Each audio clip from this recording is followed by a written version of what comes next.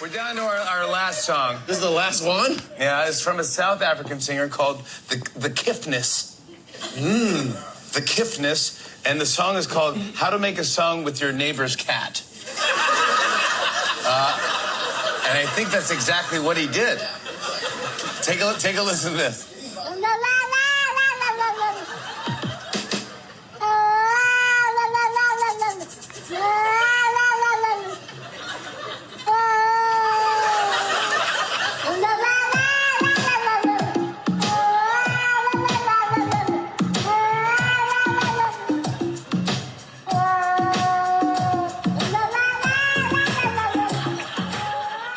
Wonderful. Dave Scott. Cool. I have to say it's a real pleasure. I've been a fan of your videos since they first started coming out, and I remember the day I saw you on Jimmy Fallon towards the end, because my wife and I we love Jimmy Fallon, so we would sit and watch that for hours, and I'm like, it's him. It's the South African guy. Thanks for that introduction, Stephen. My name is Dave, otherwise known as the Kiffness. If you're in Australia, you're probably wondering what Kiff or Kiffness means.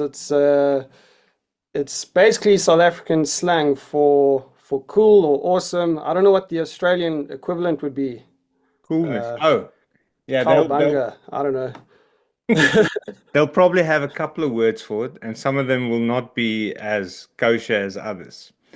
Now, you jump straight ahead to Australia. Just fun fact, Oorsee is worldwide. We've got a massive audience in the United States as well, the UK, and then because we founded here in Australia and based here, our biggest South African audience is here. And I can tell you, we're all excited for you coming over here. I looked at the pre-launch tickets and it said March. I'm like, he's coming in March. That's like next week. No, it's September. Now you've got a very big lineup before that in June. You've got a big lineup before that in June in America. You want to tell us a bit about that first? Yeah. So I mean, I've toured quite extensively over the last 3 years, mainly in the States, in Europe, and now for the first time going to be in Australia, which I'm really excited for. But yeah, the first time in the States was really epic. We crossed 4 different time zones, started in the east and basically road tripped all the way to the west. It's a massive country, beautiful place. Food needs a little bit of work. There's too much corn syrup and sugar and salt and stuff in the food, but yeah, apart from that, I feel just so lucky and blessed to be able to tour with stuff that I kind of just made during the lockdown and after that, where I took videos from the internet and started remixing them, and it found this worldwide audience. So obviously with my stuff going viral on YouTube, mainly, a lot of those videos are viewed in the States, and yeah, just got a really cool fan base there. And nice to know that people are already signing up for the pre-sale tickets in Australia as well. The promoter told us, they've never seen so many pre-sale tickets, which is great. So thank you so much to anyone who's already bought their pre-sale, and yeah, hopefully everything's just gonna sell out and be a great success. Now, Cool. I told is it Ro? Is your manager? Is that how I pronounce his name, Ro? I told him, well, look, Right, yes. we're gonna be sharing your event all over the place, because we've got quite a good following worldwide for that matter, but especially in Australia as well, with a group of about 80 something thousand strong, and then a couple of thousand people obviously on YouTube and on the app. But before I could do the honor of posting your concert on the app, someone beat me to it. So, because we've got just over 6,000 users on there, which I know it sounds like a small number, but I am quite chuffed because it's 6,000 people using an app that I developed, which it's mind blowing. But That's no small feat, man. Congrats. oh, thanks. But this is not my interview. This is yours. So I think it's a question you've been asked before, and I'm going to try to keep those type of questions to the minimum because there's loads of videos out there where people can really get to know you. But what inspires you to make the mixes that you make? Now, needless to say, they're great, they're catchy, they're good. But how do you come about picking the neighbor's cat, for instance? So I'll go back to the beginning, right? For those of you been following me from sort of lockdown days, my YouTube journey started with making parodies about what was going on worldwide with the pandemic. So I was making parody songs pretty much just about COVID and just having a bit of a laugh. And that's when I kind of first got an international audience because, with COVID, everyone was going through the same thing. And I think my songs were just relatable wherever you were in the world. So that's what I was doing for a little while. And then from there, it kind of delved into more political satire because, the leaders here in South Africa were making very strange decisions about what we can and can't do. So, I took what I learned from making parodies and turned it into like political satire, which, the South Africans really liked or disliked, depending on who you were. Most of the politicians didn't like what I was saying, and I kind of became Yeah. a target in the media, and politicians were coming after me and making death threats, which Really? was, yeah, it was something that I wasn't really used to. For the first time, I kind of learned what a coordinated media political attack looked like. And it kind of opened my eyes to how the media works. If you're a voice that, speaks truth to power, it became clear that, the politicians use the media as a silencing tool. And so it became quite overwhelming because as someone who wasn't used to this, it was just very strange to me that, suddenly I went from someone who people were just laughing with my satirical videos to someone who had a target on his back. So that was the first sort of 2 years. And when it got a bit too hectic, I thought, okay, I don't really want to do this anymore because it's just becoming not fun anymore. And I saw a video just by chance of a Turkish guy playing the drum and singing a Finnish folk song called Ivan Polka. You might have seen it. It was this meme that was doing the rounds, and there was this cat bobbing its head. Yeah. And the song got into my head, and I thought, okay, well, let me just try something completely different. Let me remix this tune and see what happens. And it completely blew up on YouTube. I think it's sitting on like 60 million views now at the moment. Incredible. But it was very refreshing to make content that united people. Like if you read any comment under that video, it's all positive.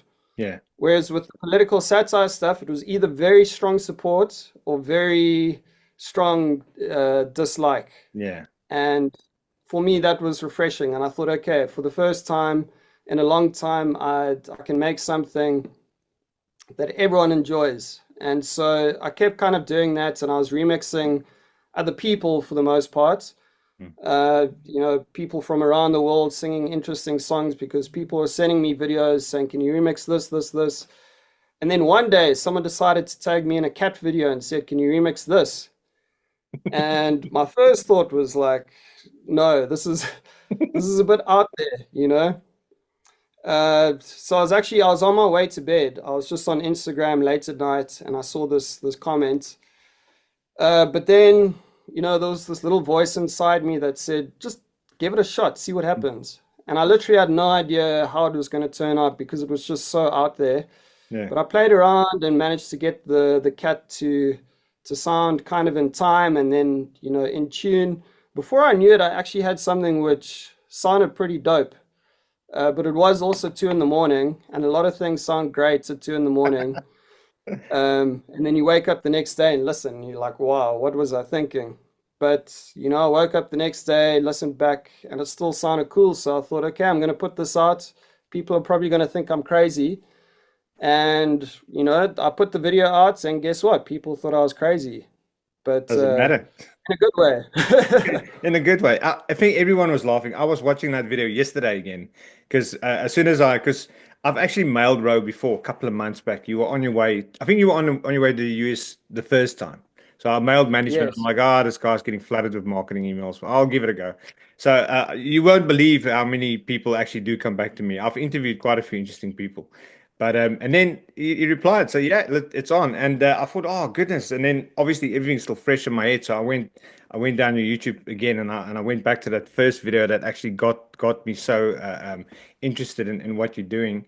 And have you ever thought it would blow up such a way where it would be featuring on someone like Jimmy Fallon? You've been asked this probably many times.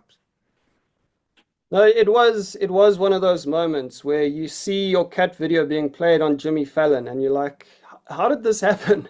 It Did it they is bizarre. did they notify you? Did they send you a notification saying they're going to do this or nothing? No, so I got a message from someone on Facebook in America saying, "Hey, I just watched Jimmy Fallon and your song played." I was like, "What?" What?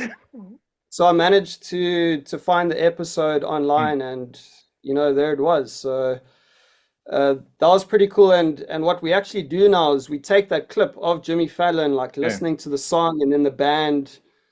For me, that was the cool part. Yeah, Seeing the the root. band like start playing along to the song, I was like, no ways, because that's Questlove from the Roots playing Yeah, the drums, and you're like, what is happening? Um, incredible. and Questlove, funny enough, Questlove was, I think, one of the first celebrities to kind of break my cat songs, because when I made the first cat tune, a Lug a Lug Cat, Questlove shared it to his Instagram story, and he said this is dope or something, and then from there it just kind of Yeah. blew up. So I think Questlove was kind of onto it, and maybe suggested it to Jimmy Fallon's team. I don't know how it worked, but Who there it knows? was. So, They still they yeah, so still we they still put it yeah on the show. Sorry. yeah. So what we've done is we've actually taken that clip and put it into the show. So like when I play that song, that's how the song starts with Jimmy Fallon saying, "This next song is called How to Remix the Neighbor's Cat" or whatever. And then you like see him doing this, and then while he's doing that on the screen, Yeah. I'm like playing the keyboard and live looping it. So it's quite fun. And you've had several others. I wouldn't say similar. They unique in their own way. Videos after that of cats, politicians, a couple which I thought was really funny.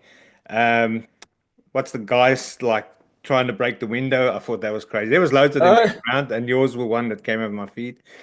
And then you did one with the books. Now, I've actually had yeah, the privilege of interviewing a couple of Springboks. I've done Kits off a few times. I spoke to Nas Botha a couple of times as well. And yeah, amazing. tell us the story. How did that come about? Oh, we got a visitor.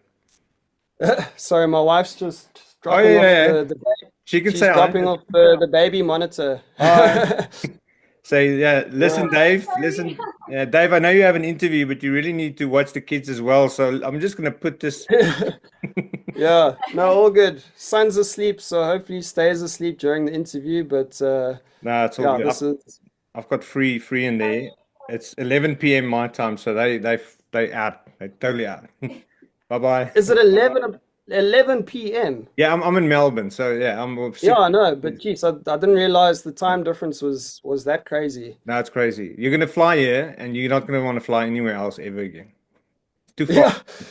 Yeah, yeah, jet lag for me is bizarre. I Yeah. had it going to the States. It's funny though, when you go to the States, it's not that bad, but then when you come back home, for some reason, Hmm. the jet lag's like twice as bad.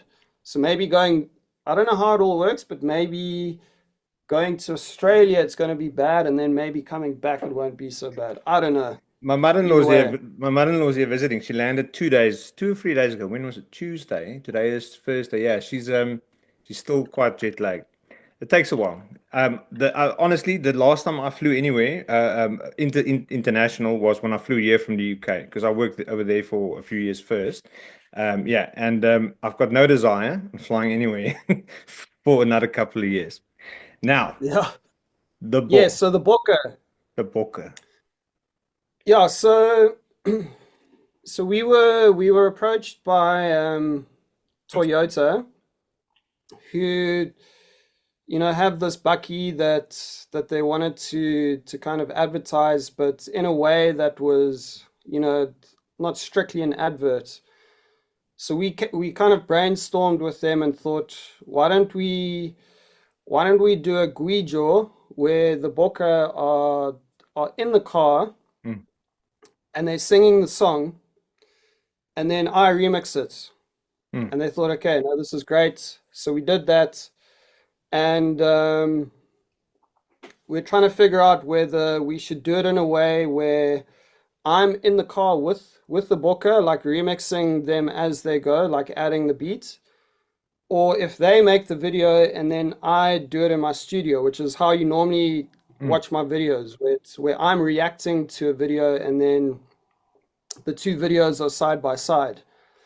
Mm. Um, so it was quite a clever idea, right? Where It was brilliant. people watching thought, I'm reacting to this video, uh, but then right at the end of the video, you see me kind of walk out the door, and then next thing I'm in the car with the booker. So it was like this cool moment where people are like, "Whoa, like what's going on? Did he Photoshop himself in there, or like how did Yeah. that work?" So we were kind of playing with the audience, kind of tricking them into believing that it was this organic thing where I just saw the video and I remixed it.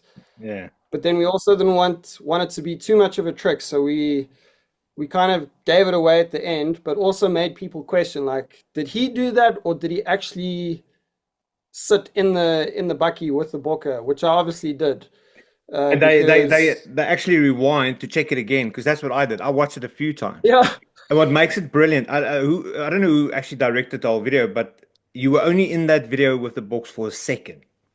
You were yeah, obviously featuring for like a minute or something, but the part of the book was like a second, and that's what I think made it perfect. If you were with him for like yeah, 3 seconds, it would have given away the game. You would watch it once, you, oh, that's cool, but moved on because it yeah, just like a flash. You're like, I need to see that again. yeah. Very clever. Yeah, so I met with the book at they were staying at a hotel in the Cape Town CBD, and it was quite a tight squeeze sitting in the middle of Damien Willemse and I can't remember who else I was sitting next to, but yes, these guys are huge, eh? Yeah, And yeah, I'm just sitting there in the middle, like trying to play this little keyboard. It was just such a cool experience, and they're also down to earth and just really cool guys, and yeah, an experience that I'll never forget. And I'm glad that we could create something that was fun and people enjoyed, that didn't seem like an advert. Uh, yeah. it's very testing as someone who wants to be creative, but obviously when you're working with brands, Hmm. there's certain obligations that you need to fill, and you want to try and do it in a way where it's not like obvious marketing, because that's what turns people off, I think. I Yeah. think we live in a day and age where people can smell the BS from a mile away, and you have to be so careful about how you do things. You want it to seem authentic, you want it to seem fun. And the thing is, it was authentic. Like it's something that I felt very proud to do. I drive a Toyota myself. I support the Booker. So, we get brand uh, pictures all the time. Hmm. And if it's something that I don't, endorse or use myself, we just say no.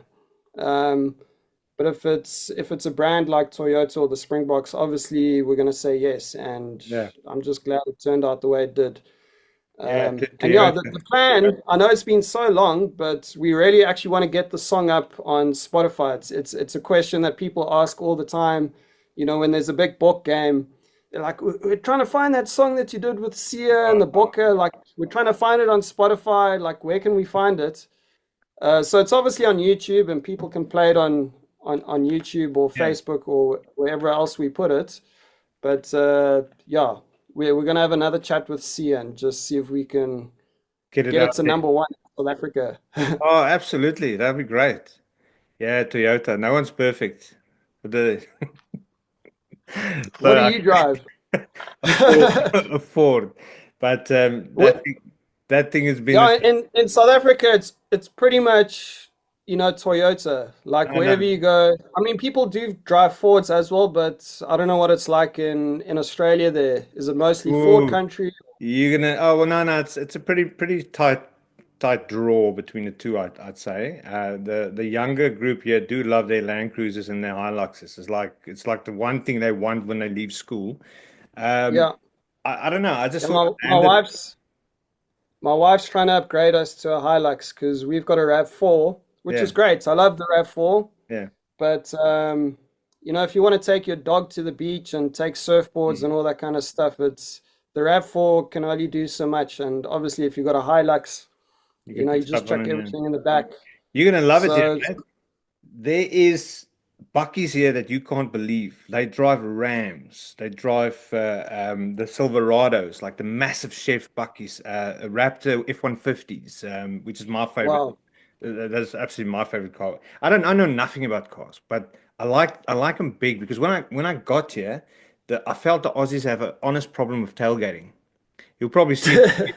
They like sit on top of you all the time. I'm like, mate, I'm driving the speed limit. How fast can I possibly go?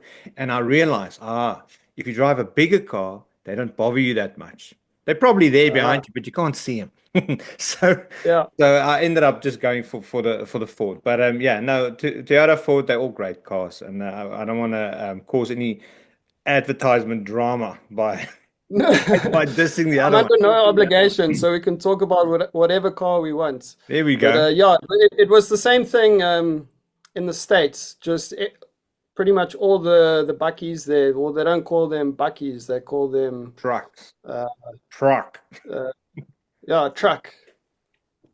Yeah. So we were cruising around in pretty much a truck, and like with seats Hmm. we that you could fit two people in. I They mean, call them everything's just Utes, yeah. UTE, Yes, exactly. utility vehicle. Exactly. So we're in a utility vehicle, just cruising around, nice big seats. Uh, Yeah. just everything's bigger and bolder and just completely unnecessary in the I States. I think if the market was stronger in South Africa, more people would be driving bigger buckies.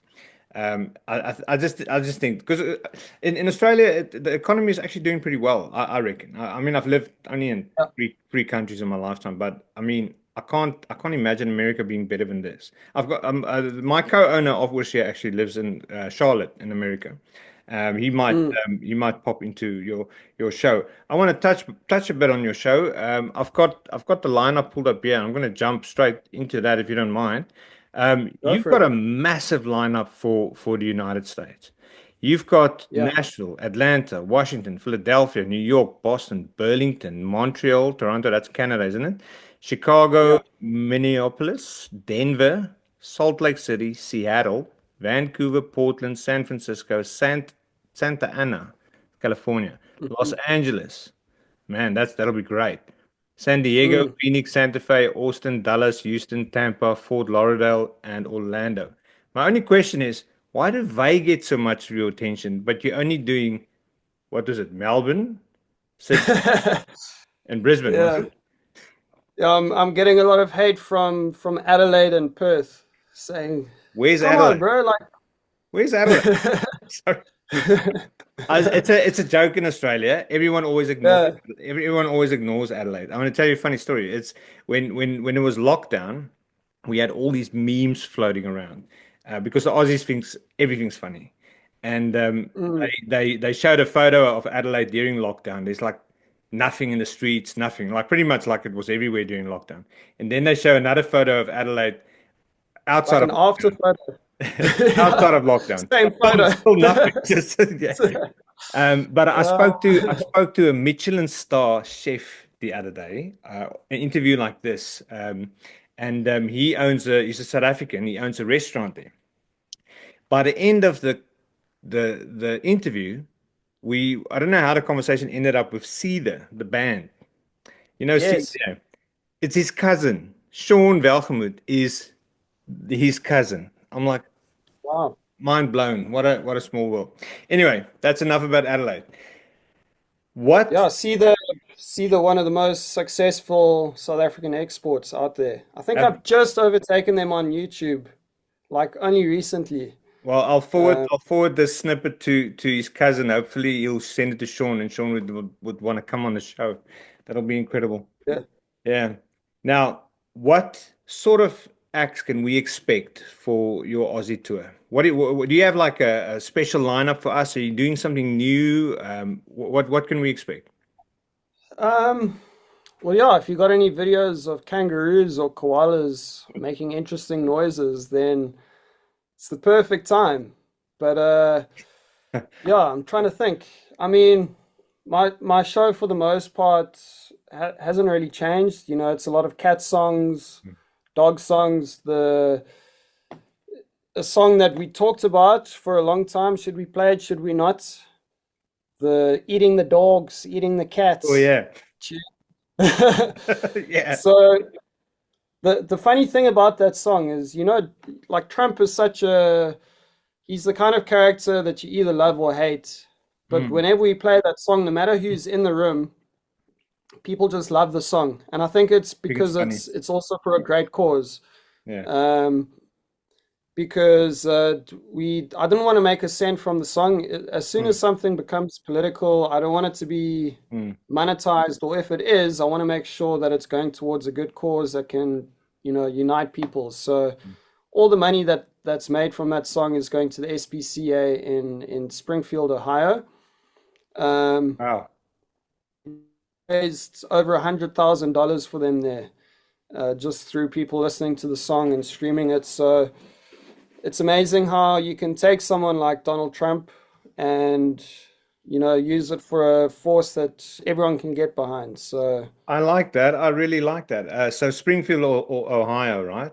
Wow, that's good work, honestly. Yeah, it's interesting what you say. I try and steer away from anything political, really. I've been because look, let me be honest. I'm a South African who moved abroad. Obviously, there was yeah, reasons I moved abroad. And every South African that I meet overseas has their reason. This guy yeah, was stabbed. This guy was held at gunpoint. This guy mm, was hijacked. My wife just told me we're moving. That's my excuse. I've got fair enough. nothing that dramatic. But And just sort of interest, I mean, where in South Africa were you living before? in Strand. In Strand. Strand. Well, Yeah. I grew up in Namaqualand, believe it or not, in a Okay. little town called Bitterfontein, which is yeah, it's the middle of nowhere. But then we moved in and out of Cape Town a few times. Ended I up think I remember actually reading an Afrikaans story that we had to do a comprehension on about hmm, Bitterfontein. Is it yes, called Bitterfontein yes. because of the water? I don't know. Or am I thinking Oh of a yeah, yes, different place? fuck. Yeah, it's sort of brackish water. Yeah, because of all the Yes. stuff they put in it. Yeah, Yeah. It's yeah, like lime water or something. that's right. And if the Namaqualand flower train, the Blomme train, Mm. that Bitterfontein was the last stop. It went as far as Yes. Bitterfontein, and then it would like be parked there for a couple of days, and then everyone would drive out and go watch the flowers and stuff, and then they would set off. But I ended up working in the Strand and Gordons Bay and those places, and yeah, Mm. met my wife, and we lived Somerset West and those there, and then yeah, next thing I know, we're off to the UK. Couldn't believe it. Yeah. Stepping out of the airport doors at on Heathrow Airport. Yeah, it's Yeah. so surreal. And there we were. Must be a lot of mixed feelings, It was. bittersweet. It was. I actually love the UK. The people especially, believe it or not. The weather, as cliche as it sounds, sucks. The thing is, you Yeah. on Friday Well, afternoon. I've just come back from the UK and I experienced the winter, and I'm just glad that I did, to make me realize You don't want to how go. much I don't want to ever have to move there. It's got Look, nothing to do with the people or the food or anything like that, but the weather alone. The cold deeply offends me, and yeah, wherever I live, it needs to be at least 12 degrees in winter. Don't come to Melbourne. This place gets pretty cold as well. We've got nice summer, but like it's summer now and it's like 28 or something. But it's the winters here lasts about 2 months longer than it does in Cape Town. Sydney is more on par with Cape Town, and then obviously Brisbane is the prime spot. But I mean, right now there, as we speak, there's a massive hurricane on its way to Brisbane. So we're all keeping an eye on that because we all got friends there and so forth. But what I wanted to say earlier was whenever Yes. I bump into any South African, it doesn't take long for the conversation to get a little bit negative. Because Mm, that's the thing. It's so I'm always sort of steering away from anything political because I'm quickly dragged into it, especially on an interview. It happens where yes. someone would want to just rant a little bit, and it's fine. Look, everyone's upset, and but at the end of the day, the point of Oorsee, and that's when my wife and I we were standing in the kitchen 2 years ago, just having this discussion. When we decided we're going to build this app and give South Africans abroad a space where they can connect, and it's no ads, no weird stuff. It's just them with each other. They're worldwide, but they're learning from each other's experiences, see where it's maybe a bit better for a certain South African, depending on personality and so forth. Say, for instance, like I didn't like the UK, was better suited to come to Australia, things like that. And Yeah. I've built in loads of tools for them to just like a search in the neighborhood for other people with similar interests and so forth. But again, now I'm starting to advertise the app. But yeah, it was Go for supposed to it. be supposed to be helping people. I did a free advert for Toyota, so it's the least you can do. Was it free? Oh, they did. Oh, well, then they have to Yeah, give you. they're not paying me. They've They have already paid me. they have to give you the Spotify rights then to at least get the song out there for the fans. And that. Now, you gave us a bit of an idea of what to expect for your show. Let's just run over those dates again. Do you know them off your head? I think it's the day after my wife's birthday, which is the 18th, the 19th, and let me open up this great app that I saw online. Oorsee. Right. I'm not biased. So we've got the 18th in Northcote Theatre in Melbourne. This is my hometown, and I'll see you there. And the 20th, Liberty Hall, Sydney, and the 21st in Brisbane at the Princess Theatre. So for those of you that are interested, the Kiffness is coming to town, and that's where you can catch him. Oh, I just changed my view completely on Zoom. Now I can see myself as well. Just leave it like that. Right.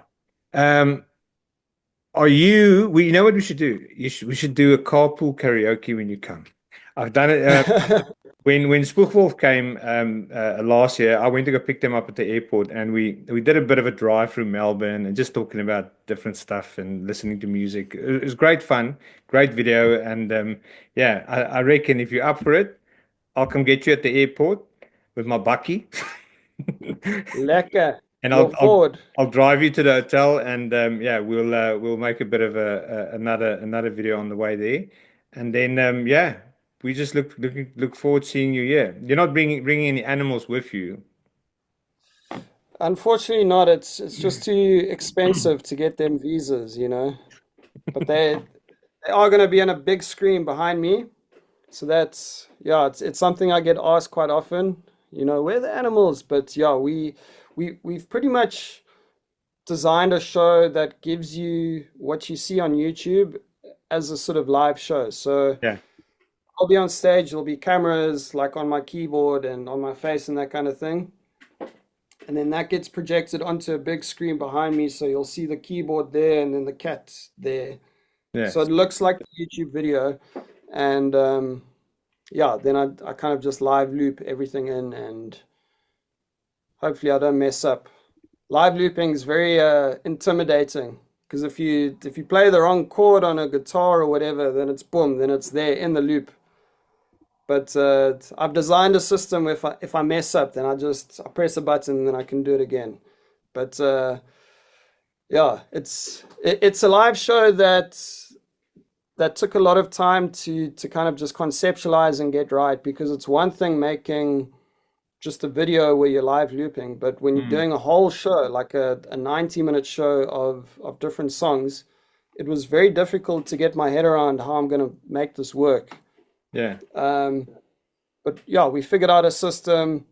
My bandmate who does the live visuals, he's also like an Ableton guru. Ableton's the music software that we use, Yeah, I know, and I know Ableton. I know, and well, I know how to install Ableton because I actually work in an IT department for a college, and Ableton is something we deploy to all our computers. oh, cool. Every time I No, walk past the music it's building and I see one of those little boards with all the big buttons on it, I think of you. Like every uh, single time, because I always see you sitting in front of the cat. this Yeah, thing. yeah, that's it. That well, you get the that top bit. You get boards like that separately, where you call Yeah, them? with just the buttons. Yeah, what do you call them? And then they do all those different sort of effects and they loop and yeah. The first time I've ever seen an artist do that is a guy called Julian Bach. He is a local artist in South Africa. He is brilliant on the guitar, but he would every year he would show up at this rock show that we used to go and watch in Huncliffe, and he would show up with just his guitar and no bands. And where everyone else was there with full bands, like 4 or 5 people per band. And he would go on stage with his guitar. He's got his pedal on the floor, and he would play something, and then start the loop. And then he'll play something else, start the loop. And then he'll hit the drum and start the loop. And then he'll start singing. And he did it so well. And yeah, I'm a huge fan. It's you need to have a real talent to do those sorts of things. So I'm definitely looking Yeah, forward I to it. think I think there's a kind of novelty to looping because it actually gives the audience an insight into what it takes to actually build like a coherent song. Hmm. And it's almost like a nice privilege where you get to hear the individual elements before it gets turned into this full thing. So I think people quite enjoy that. You obviously don't want to spend 5 minutes, creating a song before it gets anywhere. So you have to kind of get it moving along. But I think people like hearing the beats and then the bass line and then the keys and then the guitar and then It suddenly works. it's a full song. And then they realize, oh, because when you hear a song, you think, there's so much that goes into it. Hmm. But half the time it's actually not that much. Yeah. It's kind of like when you go to a restaurant and you get to see the chef actually making your food, it makes you appreciate it more if you can see Yeah. the process. Well, no one And can put it together like you can, I can assure you. appreciate it. Yeah, it's the more I produce music, the more I realize, you can make something sound great with, not too much going on. Hmm. Uh, and again, like a chef, I think sort of novice chefs will use 500 spices to try and get a broth tasting good, but a Michelin star will just know you just need a little bit of salt there and a little bit of this there, and then it's perfect. So, I was just thinking that an hour or so ago because I had leftover oxtail potjie, which I was heating up, and my yo, mother-in-law asked me, "Well, it tastes great. What did I put in it?" I'm like, "Huh, let me check. A bottle of red wine, stock, spice, yeah, salt, pepper, and then beer." I go through the whole list of all the different sauces and stuff I put in there, and it was a lot of it. And then I watched the YouTube clip because I love watching people make food in the wild. For some reason, that comes over my feed. yeah. And all he puts on is a little bit of chili, salt and pepper. I'm like, give me a break. And he eats it like it looks amazing. And there we go. I'm going off on another tangent No, again. no, no. But there's a lot of similarities between making music and making food, and same with art. The Mm, best artists know that they just need a little bit of green here, a bit of blue there, and a bit of red there, yeah. and then they can create a beautiful picture. As soon as you try and start mixing too many colors, you end up with brown, you know? And it's the same Ah, thing with as you say, like just braaiing meat on the braai. mm. I used to put all kinds of things on my chops, and then I watched a Jan Braai video where he just says, just a bit of salt and pepper and lemon, and then you're golden. Yeah. So that's how I make my chops these days. That's perfect. Well, on that note, what did you say? It's like art. We are looking forward seeing your masterpiece. I will try and find the sound a koala makes because I think that's the only sound I've ever heard before. It's like a growling, gurgling noise. I've never heard what a kangaroo sounds like. The thing that you hear quite a lot here where we are birds. There's lots of different birds in Australia. You know these white cockatoos The magpies. yeah, man, I've been swooped by one. It's like literally bleeding. I've got it on video. Really? Yeah, our first year But here. like peck your head. Yeah, on the back. I was running, but I was pushing a pram, a running buggy, or a running pram, and then next thing I know, it just came for me. But when I realized I'm being attacked, I turned the GoPro around, so I got it on camera as he was coming down. But it was Nice. Yeah, really I've funny. actually been sent videos of people getting attacked by magpies, but people want me to remix the screams of the person. Do it, Ah! They're do like, it. bro, you gotta remix it.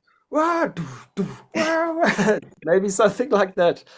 As for a I, koala, I don't know if I'm qualified to remix a koala yet.